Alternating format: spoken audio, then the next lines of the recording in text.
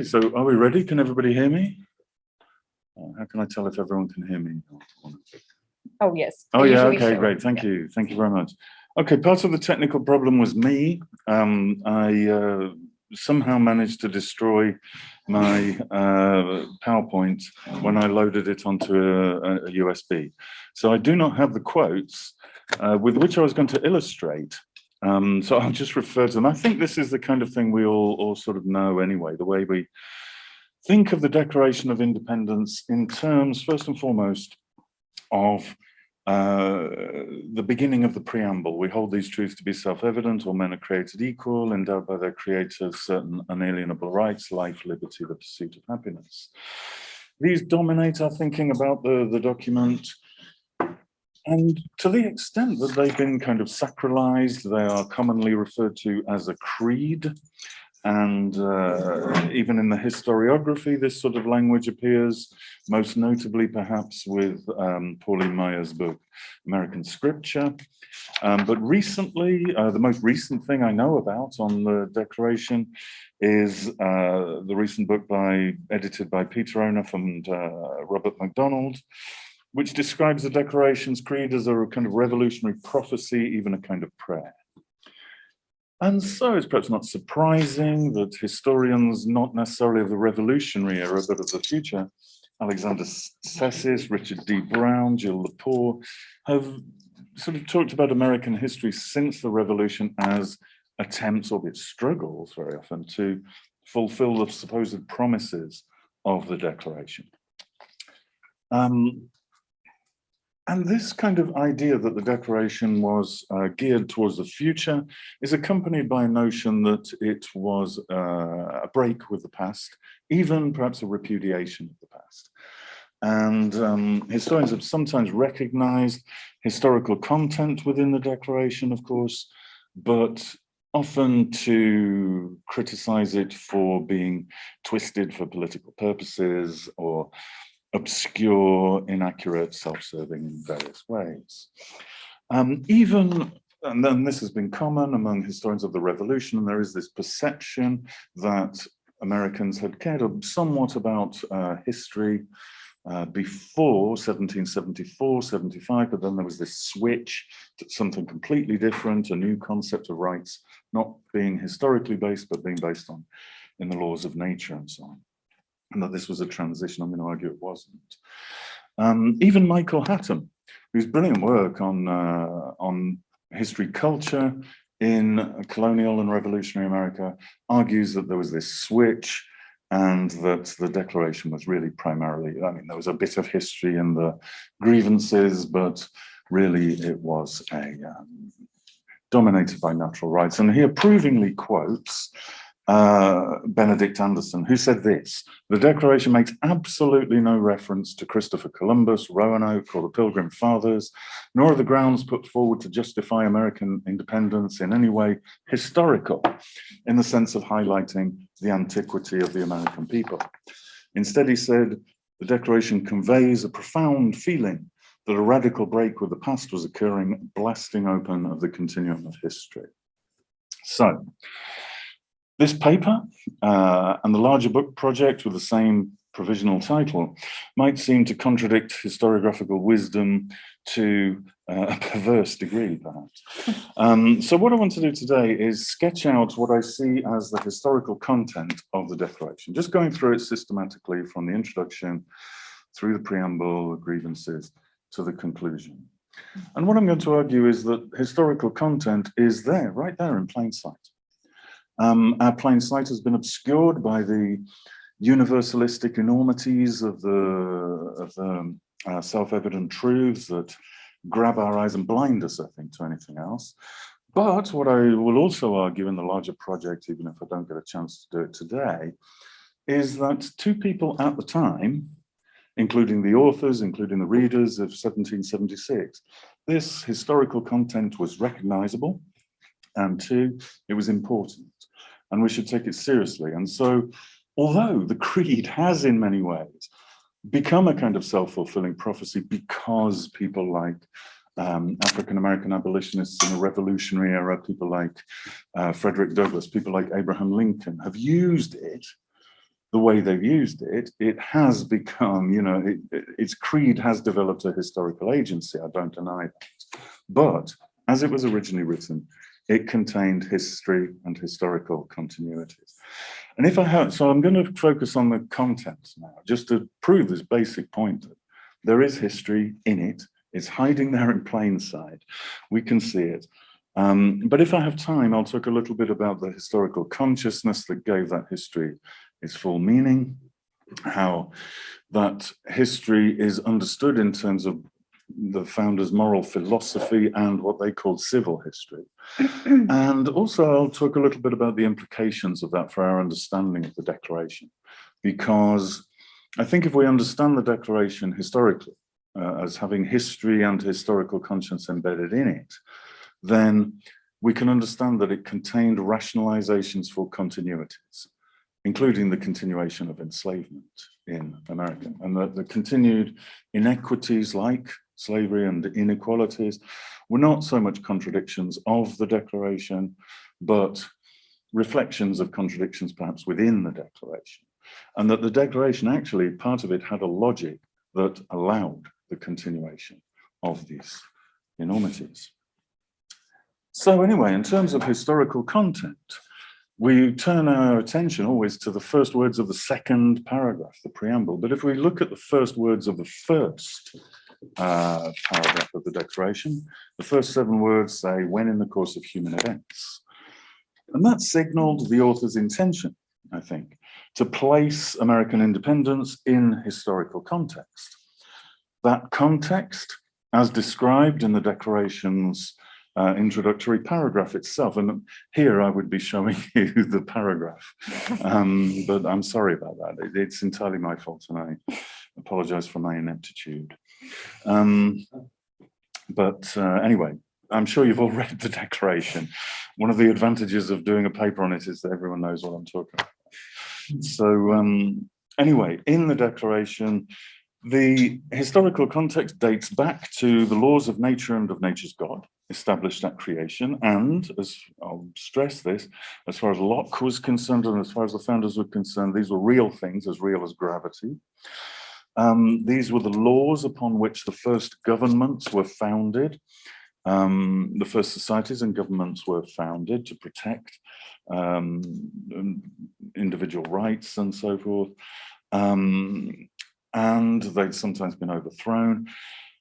And government had been created, recreated on these grounds throughout history, including the political bands that connected the colonists with another people, i.e. the British, as the introduction puts it. The fact that it had become necessary for one people to dissolve those political bands brought the story up to the present and foreshadows the grievances.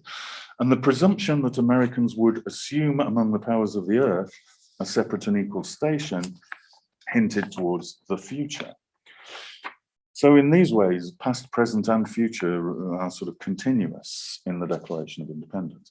And that future was based upon the origins of history itself in the laws of nature and nature's God, to which Americans were entitled to their new status among the powers of the earth.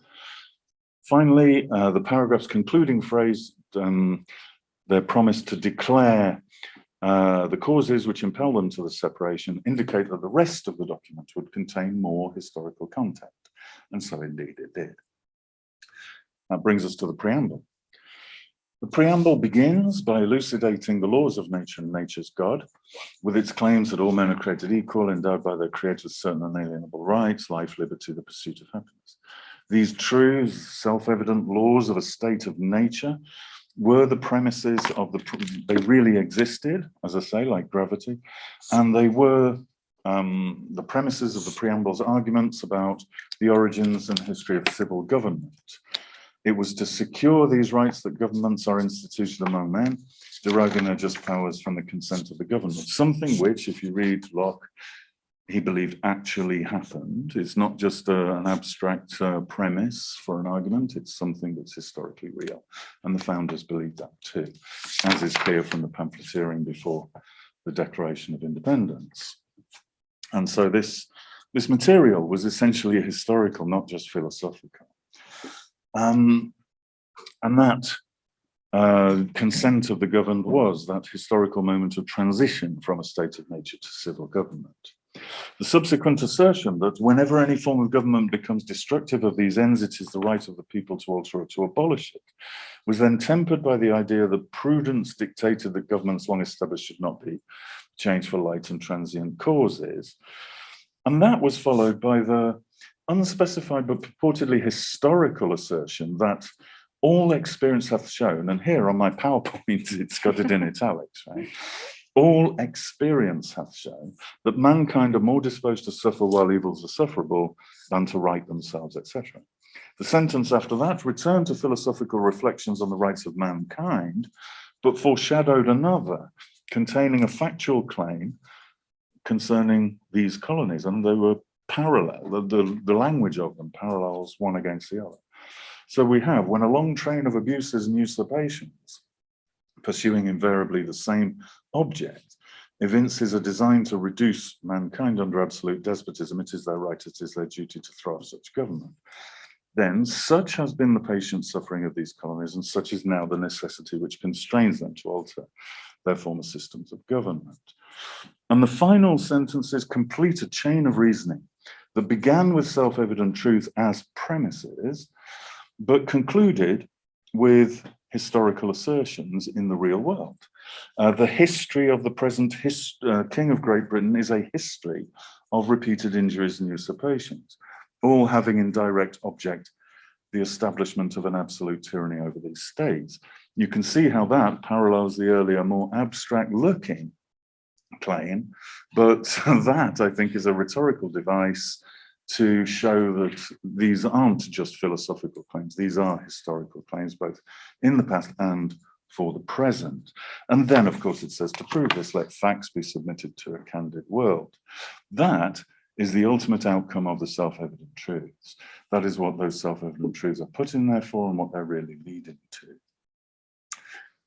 Now, the Declaration's authors listed those facts, its historical evidence in its grievances, the longest section of the document. The fact that the preamble framed, and what I'm going to say now is that the grievances weren't just a list of recent events since 1760 or 64, whatever. There was much more depth to them than that. First of all, the fact that the preamble framed the grievances, and each grievance begins with "he has." The history of the present King of Great Britain, and that each one begins with "he has," reflected the colonists' belief that their original charters granted constitutional authority and therefore political trust to the king. So this was essentially a historical argument, not to the British Parliament. The blaming of the king also reflected colonists' ideas that the Glorious Revolution of 1688 had reasserted the rights of their assemblies, and therefore was a rejection of the British idea that the Glorious Revolution was an assertion of parliamentary supremacy throughout the king's dominions. Indeed, colonists departed from British historical memory of that revolution's settlement by rejecting altogether the notion that sovereignty had been reformulated in Britain and its dominions through the idea of the Crown in Parliament. And what they favoured instead was a concept, of course, of the king and the empire constituting separate and distinct dominions, each with its own legislature, and the king having certain powers over each one, and distinct constitutions in each one. In Britain, yes, okay, they can have their crown in Parliament if that's what they want, but there were no governors in the assemblies in the colonies. So, you know, they maintained a completely different constitutionalism, and moreover, there was no parliamentary sovereignty in the colonies. Sovereignty was divided, diffused, and that this argument was not just philosophical, not just political, not just constitutional, but was essentially historical. It dated back to well, I'll be coming to it when I get to the conclusion, but it dated back to the circumstances of our emigration and settlement here, that phrase in the conclusion. But continuing with the grievances a little bit for now, The grievances did not, as we know, identify specific actions by the king, but accused him instead of violating various constitutional principles. And many historians have expressed their bewilderment about all of this, or an idea that Americans are trying to evade certain issues.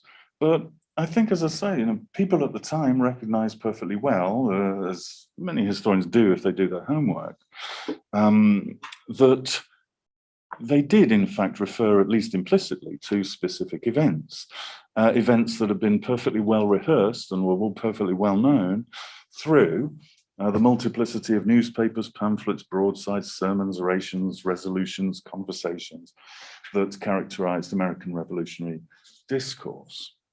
So many contemporaries, most would have soon learned, if they didn't already know, that the first grievance, he's refused his assent to laws the most wholesome and necessary for the public good, referred, for example, to royal vetoes of attempts by the assemblies to suppress the slave trade, or by Pennsylvania and Virginia, at least. And the same goes for every single one of the further 27 grievances. People knew well enough at the time exactly what they were referring to.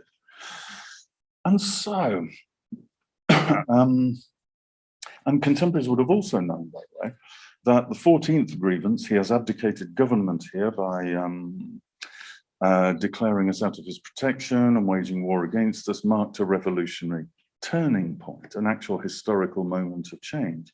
The first 13 grievances concerned events up to late 1774, early 75, an era when, recalling the Preamble, prudence dictated that governments long established should not be changed for light and transient causes, and colonists would thus suffer while evils are sufferable. But the Royal Proclamation, the Prohibitory Act, the outbreak and conduct of war from 1775 represented a moment, quote, when a long train of abuses and usurpations pursuing invariably the same object finally evinced a design to reduce the colonies under absolute despotism. And so it's at that very moment, that very precise historical moment, for very precise historical reasons, that it became the colonists' right and duty to throw off such government and to provide new guards for their future security. Or, recalling the Declaration's introduction, it's all interreferential, if you like. It was the moment when, quote, when, in the course of human events, it became necessary for one people to dissolve the political bands which have connected them with another. The grievances together then represent a remarkably precise history of the American Revolution up to 1776, recounting events, relating them to other events, and also representing a beginning in 1760 with the beginning of the reign of the king. It distinguishes between his actions and his intentions, and it thereby identifies a turning point in the revolution. But it also did more than that. It was perhaps the moment when a series of rebellions turned into a revolution. But they also did more than that. By highlighting the legal and constitutional principles violated rather than the specific acts of violation by the king, the Declaration's authors made it easier for readers, familiar enough as they were with events, to relate to those events back to historical laws and rights established long before the history of the present King of Great Britain. Just for one instance, the first grievance not only implicitly was recognizable as a reference to the vetoed attempts to suppress the slave trade, but was also reflective of the first complaint aimed at James II in the English Bill of Rights of 1689. And therefore the Declaration self-consciously put itself in that kind of tradition, and people at the time would have seen that and known that.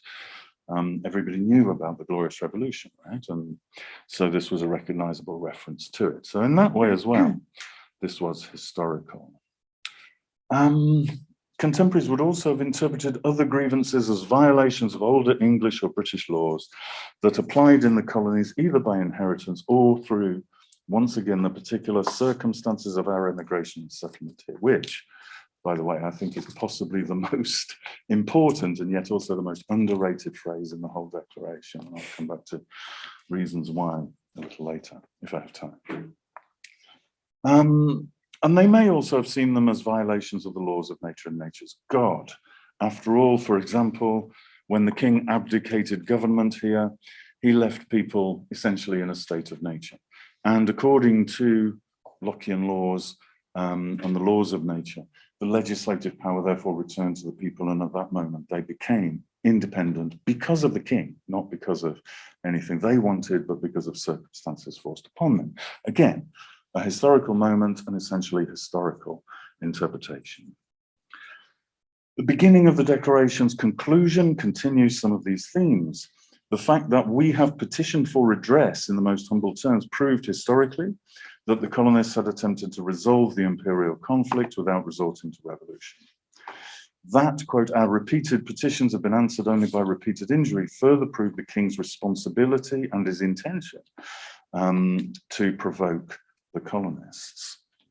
The reference to the colonists' attentions to our British brethren and their deafness to the voice of justice and consanguinity implicated the entire nation of Britain in the causes of the American Revolution.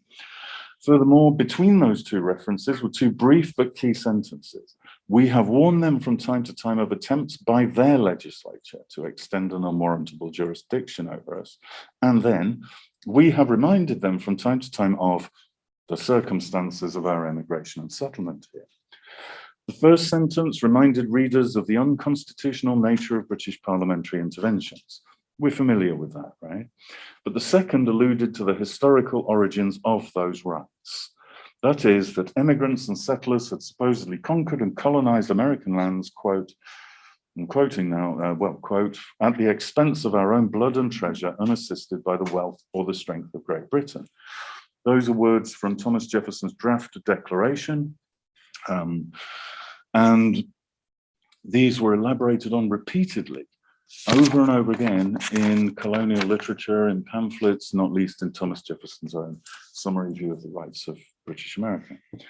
Their sacrifices in turn entitled those settlers and their descendants to inviolable rights to property or self-government, or in other words, to the happiness it was their unalienable right to pursue by seeking and establishing property, liberty, safety in colonial America. Now, Jefferson's view of this was that colonists had arrived in America as free people, they'd sloughed off by their migration, had left the jurisdiction of Great Britain and become independent and free individuals who then formed new societies, new states in America. And of course, he referred to the colonies as states. Others objected to that, not notably John Dickinson. No, we came here under charters and we never left British territory. These were claimed by Britain and we never stopped being British, but these charters still guaranteed us rights, of course. So the Declaration is not only historical, but its construction, the arguments over it, many of the elisions in it are historiographical. They argued about this stuff and it was really, really important to them. Okay. That's a point I can come back to in questions if you like. The final section of the conclusion brought the Declaration back to the present and future as presented in the introduction. British actions forced Americans to acquiesce in the necessity again, which denounces our separation, and to declare the colonies free and independent states with full power to levy war, conclude peace, contract alliances, etc., and do all the things independent states may of right do. And in a final flourish, appealing to the supreme judge of the world for the rectitude of our intentions, and with firm reliance on the protection of divine providence, the founders committed themselves once again to following what they saw as the laws of nature and of nature's God, including the idea that resistance to tyrants is obedience to God. Okay, so that is what I wanted to say about the content. I could say a lot more. I really could. I'm just really into this. But as a historian. You'll have 5 years. I'll have 5 years. Okay, thanks. Thank you very much indeed. Okay, so I don't know how much time I have, Emily. You're in charge. 10 minutes left. I have 10 minutes? Yes. Oh, cool. Tough. I'm going to use it, right? Okay, so I've divided the historical content of the Declaration so far according to the structure of the document itself, from its introduction to its conclusion. But that content also constitutes a narrative, a course of human events indeed, beginning with creation, as I mentioned at the beginning, with the laws of nature and nature's God, then the creation at various points in the past of civil societies and governments all over the world, including ones being created at that time, according to Locke, in America by Native Americans. Those governments had evidently from time to time been overthrown when the circumstances were right and reconstituted. The rights were and natural laws were to some extent instituted in America via the circumstances of our immigration and settlement here. The king then violated, King George III rather, not previous kings, that's notable, then violated those rights, both by his actions and his intentions, and that from that arose the necessity, from these historical circumstances arose the necessity of independence. And then, of course, we go into a future as a free and independent state. So its argument is essentially historical. That narrative of time runs all the way through from its very first words, its course of human events. And that narrative is inherently interpretative, as I think we've already got a sense of, and therefore analytical, and therefore must rest in some way upon a historical consciousness. Now, that many different aspects of that consciousness are apparent in the introduction. The invocation of the concept of a course of human events implies some kind of historical consciousness. And certainly the course of human events implies that, they know that other people are going to dispute this course of human events. So that again implies a kind of historical awareness, consciousness. The implication that American independence is a notable moment in something as grand as the course of human events, beginning with the laws of nature and nature's God, implies an interpretation of the scale of the importance of this event, which requires historical consciousness to conceive. But above all, most fundamentally to its argument, and the argument of the entire Declaration, and everything it says, I think, is that historical consciousness in the Declaration rests on the relationship between the laws of nature and nature's God, on the one hand, and human events on the other.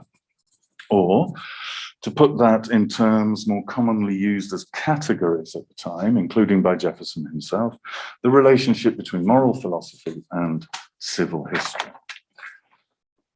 Okay, so that relationship between the laws of nature and nature's God and human events, or between moral philosophy and civil history, runs through every argument in the Declaration, runs through the whole text, right?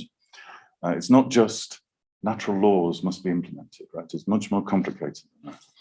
In the introduction, the laws of nature and nature's God are evidently sempiternal, existing at all times, ever present in nature, but sometimes called upon to justify such things as assuming our status among the powers of the earth. And so these laws are both timeless and historical, right? So that's one thing. In the preamble, the self-evident truths are not, as I've mentioned before, abstract principles, but actual phenomena as real as gravity that explain the origins and purposes of human government. These things actually happened. There really was a state of nature. There really was consent to be governed.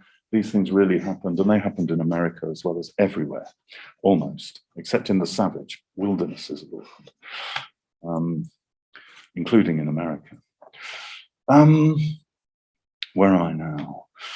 In the expression, all experience hath shown, as I've mentioned before, in the parallel of that with what happened in the American colonies with the history of the King of Great Britain. The history of the King of Great Britain, a history of repeated injuries and usurpations. That word emphasized, we hardly notice it, but it's there twice and it means something. And it's above all there in the entire progression of that preamble that begins with self-evident truth and has a logic to it, reinforced by M dashes that were put into the final version of the second version, the Matlack printing, that culminates with let facts be submitted to a candid world, and then goes on to the grievances. So, as I said before, I think that the business of those self-evident truths is a premise to a historical argument. They are not an argument final in and of themselves. In the grievances, in individual ones such as 6 or 13, they're on the PowerPoint. Number 6 refers to the king refusing to or the governors refusing to what is it? I'm trying to think of the phraseology, but recall legislatures, meaning that the legislative power returns to the people because it cannot be annihilated, it says. That's a natural rights, natural law concept. And there it is in reference to the king dissolving legislatures and then failing to recall them. Okay, so the two things are together in this historical consciousness. And also, as I mentioned, in number 14 onwards, in the idea that the king had abdicated government, therefore legislative power goes to the people, and it is necessary, that word again, for them to constitute new government, have independence, in order to protect their lives, the right to life being the first law of nature. So historical actions are being driven by laws of nature and interpreted in those terms. What I'm saying here is that this relationship of moral philosophy, civil history, together is not only in action in history itself in the past, but it's also as a matter of historical interpretation and a matter of how people should judge what they do at any time with reference to these laws of nature and what is happening in the world. And that is all the way through, as I say, the Declaration. In the conclusion, the circumstances of our immigration and settlement here, one way or the other, whether it's the Jeffersonian way, people migrated and thereby left Britain and its jurisdiction and became entirely independent and free, or in the Dickinsonian version, people left, but under contractual conditions, not an original social contract, but their charters were secondary social contracts and were inviolable, thereby evoking natural rights. The civil rights within them naturally were inviolable because they were contractual, right? So again, there's a relationship between what is happening in the civil world and the civil government and its origins in nature. Okay, I'm trying to finish quickly now. I'm aware of time passing. Okay, so those circumstances of our immigration and settlement here, they illustrate what I think of now, if we think of the Declaration as informed by history and informed by historical consciousness, then we can think of the limits of liberty in the Declaration of Independence. Those circumstances, think of what they involved. They did not involve. They did not involve the emancipation of poor men. Obviously, there's this idea that America was an opportunity for poorer men to gain property, but only then would poorer men get the vote. Women would never get the vote, except occasionally in Maryland and places like that. Exceptional. And New Jersey after the revolution. But moral philosophy determined that these people were either too dangerous to give the vote to because they'll abolish property or redistribute it or do something terrible like that that violates people's natural rights, or they're just not capable because they're women, right? They're naturally dependent. So moral philosophy and civil history working together here not to extend people's rights, yes, that was part of their purpose, but also to limit the extension of rights to people. And of course, the circumstances of our immigration and settlement here, how did they apply to Native Americans?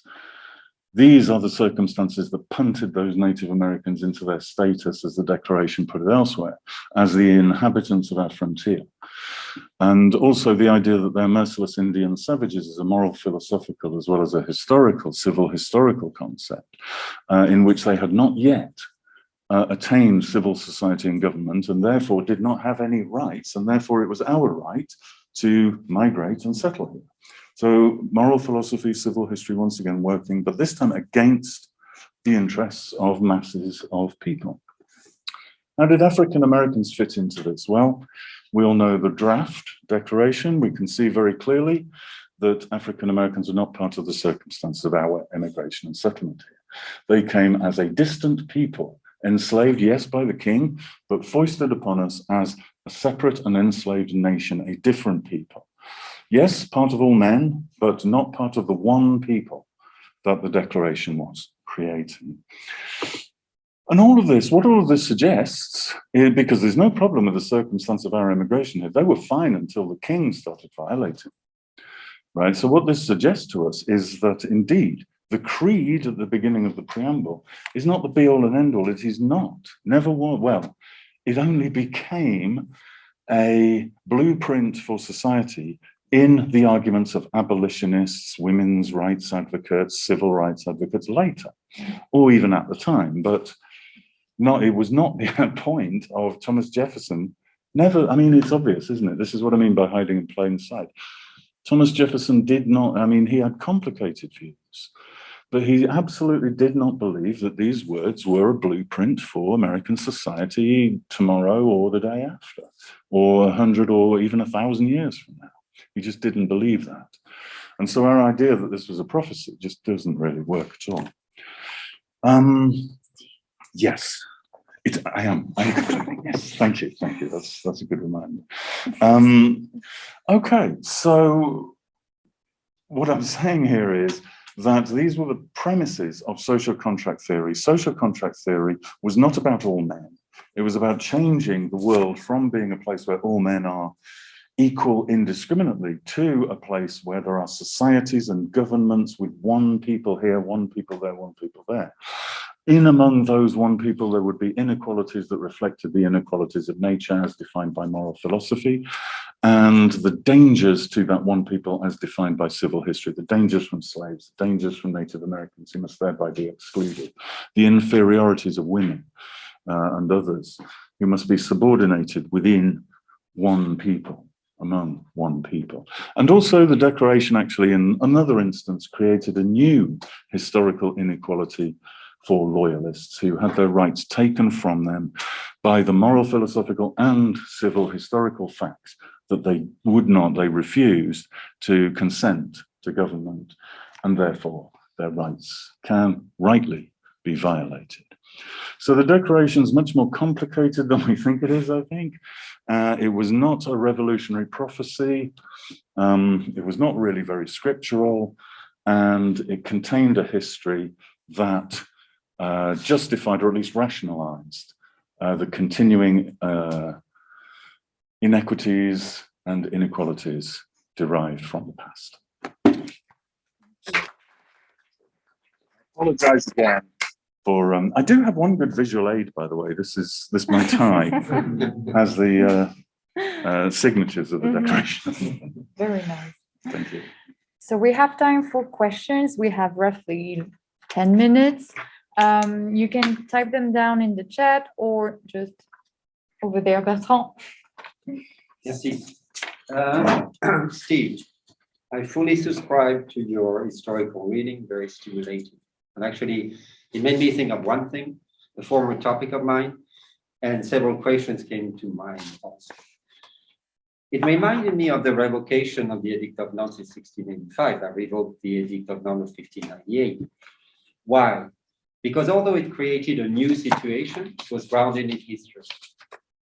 And if you look at it, the preamble and the logic of the edict, although it canceled another one, it was justified by history. Right. So, we can email each other about that, because there's been work on rupture grounded in history, in that, in the situation of the French Protestants.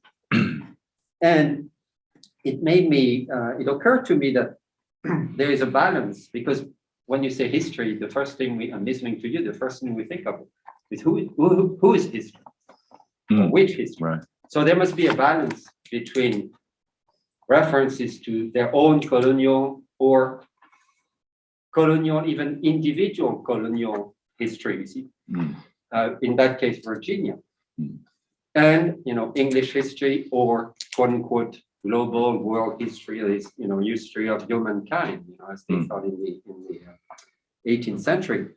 Second is, how do you articulate the idea, Paine's idea, to start the world anew and the historical perspective?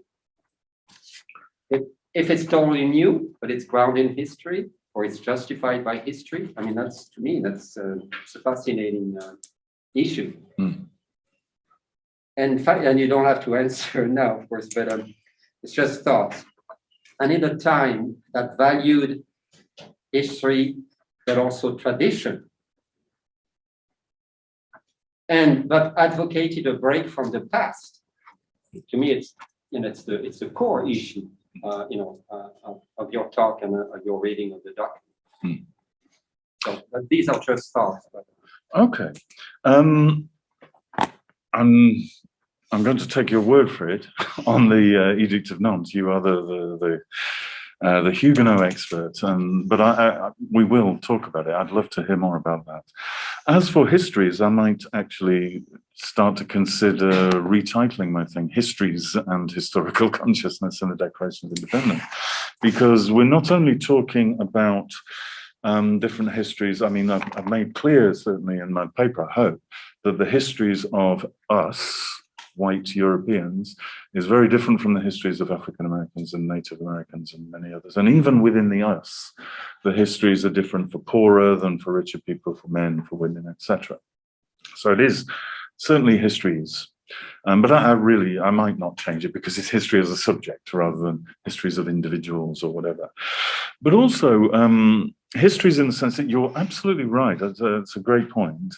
The circumstance of our immigration and settlement here in Jefferson's original formulation created 13 different states, right? And even in the Dickinsonian charter version, created 13 different peoples, because Dickinson still referred to Americans as a people or peoples that were distinct from British people because they had a legislature, right?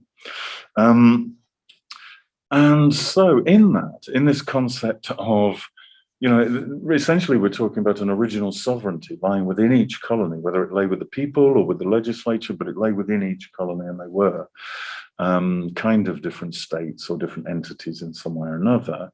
And especially in Jefferson's hands, that is the essence of what would later break America apart in the Civil War, or would be slavery, really, of course, but justified on the notion of sovereignty, local sovereignty, state sovereignty. But also embedded in the Declaration is the concept of popular sovereignty, by which a people can reconstitute itself as a people, and can, and so there's essences of the one people of the United States that then appears in the Constitution. So the Declaration is conflicted on the idea of who these people are and where sovereignty originally lay or where it must lay now. But again, histories, yeah. And what I would say is that a lot of the history in the Declaration is not finalized, it's ambiguous. I talked about the Dickinson v.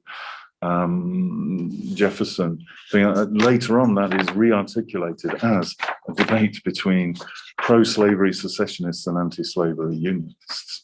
So it's all disputable. It's not only, the Declaration is not only historical, but also historiographical and unresolved in many ways. As for Paine, the Declaration is not anti-monarchical. Right. In the circumstances of our immigration and settlement here, under whichever formulation of that colonists believed in, monarchy was fine, they chose it. And in Jefferson's formulation, ironically enough, they chose it even more actively, because for the migrants under the Dickinson scenario, they went there under charters, they never left British jurisdiction. Under Jefferson's scenario, they went there, they formed free new societies, and then chose to have the British king as their ultimate governor, right? Not their sovereign, but they remained sovereign, but as a protector. And so monarchy is actually okay, as far as the Declaration is concerned, in sort of political, philosophical and moral philosophical terms, if that's what people choose, if that's the best way to secure their safety and happiness. Paine, of course, did not believe any of that. He really did want to start the world anew because he despised monarchy. And Jefferson despised a monarch, and the Declaration attacks a monarch, but it doesn't attack monarchy. Its implicit argument is the monarchies can be fine. I think what turns America Republican, therefore, is not philosophy, not the concept of equality, but civil history. The fact that a king can go so bad, like George III did, that it's best not to have one. And so they started the world anew because of historical circumstances, but not, like Paine argued, out of principle. I mean, he argued historically as well, of course, and he talked about the exact number of wars started by kings, so there's a lot of detailed history in Paine. But also, philosophically, he was opposed to monarchy in a way the Declaration wasn't. So I distinguish between Paine and the Declaration. Paine was much more extreme and radical than the Declaration. Yeah, that's... We'll continue this conversation. I look forward to it. Another question. Just one precision concerning your point on monarchy. I remember a letter by John Adams written in, I think, November or October 1775, in which Adams outlined a federal system with a union between the provinces. And he began the letter with the words, I think it was, I don't remember the letter was written, but he said, what would you think of a continental king? So, before 1776, he already contemplated a federal, well, not federal, but a union between the provinces, but he thought, perhaps, that there might be a king that might act as a kind of sovereign. So, as you said, there wasn't the project of the Republic was not written in advance, and then perhaps we didn't really, well, there were mixed, qualified opinions about monarchy itself. Absolutely, yeah. And I mean, the essential thing there is that, under Lockean philosophy, so long as people don't give up their own unalienable rights, or at least don't don't alienate the rights of their offspring, then they can do whatever they want, right? And they can create a monarchy. They can create pretty much any kind of monarchy except an absolutist one. So, and the monarchy would not be sovereign. The people would retain sovereignty, of course, under a Lockean concept. But apart from that, in terms of structure, they can do whatever they like. So, yeah, I'm not surprised to hear about that. And of course, we know about Adams and his ideas for the titles for the presidency and this kind of thing. So, yeah, excellent point. All right, to stay on schedule, we're going to have to stop the discussion here.